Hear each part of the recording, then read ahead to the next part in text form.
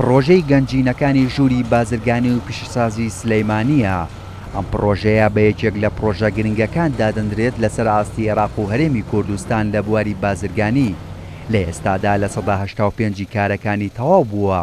بەڕێوەبەری پرۆژەکەش دەڵێت بە تەواوبوونی پرۆژەکە لە داهاتوودا خزمەتێکی باش بە بازرگانان و هاوڵاتیان دەگات. ئەم پرۆژێ ئێستا لە قۆناغەکانی کۆتاییدایە نزیکی 85 پرۆژەکە بە ئامانج گەیشتووە. سەرەکیترین کاری پرۆژەکە کەماوە بریتە لە ڕاکێشانی هێڵی کارەبا تەزوی کارەبای نیشتیمانی کە ئەویش وا خەریکە لە بواری جێبەجێکردنە و لە ئایندەیەکی نزیکدا کارەکانی بە ئەنجام دەگا و بە کۆتا دەگا.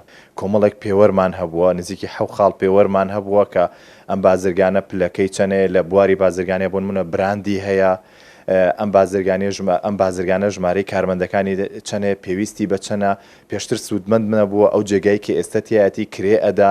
ئەمانە کۆمەڵە پێوەەر بوون کارمان لەسەر کردووە. خۆشببختانە ئەو بازرگانانێکی ئێستا لەو جێگەیەدان ئێمە دایم ناویان دەنین بازرگانی ڕاستەقینە. سەرۆکی ژووری بازرگانی و پیشەسازی سلەیمانیش دەڵێت گەنجینەکانی پرۆژەی 2020 لە داهاتوودا دەبێتە سەنتەرێکی بازرگانی بۆ هەمووی عێراق و هەرێمی کوردستان و بوژانەوەی ژێرخانی ئابووری لە شاری سلەیمانی. گەنجینانە دروست نەکراوە تەنها بۆ شاری سلێمانی، ئەمە دروست کراوە بۆ بێ بە سنتەرێکی بازرگانی بۆ تەواوی شارەکانی خوار و عێراق و جوڵەیەکی بازرگانی لێرە دروست بێ و هەلی کار بۆ خەڵک بڕەخسێ و لە عین کاتیشە حکومەتیش لە عین کاتە دەواازەکان ئەبوژێتەوە و داهاتی زیێ ئەکات.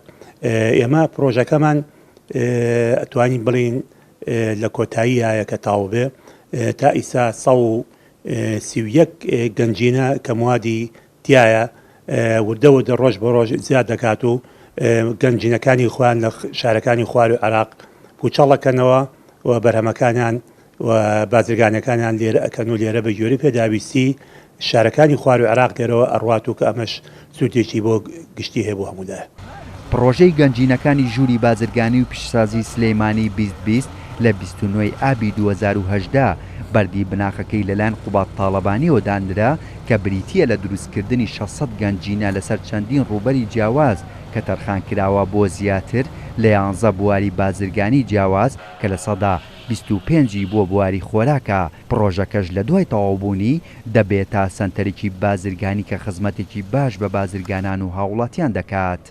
هێمن کەمال، کورسات نیوز، سلەیمانی.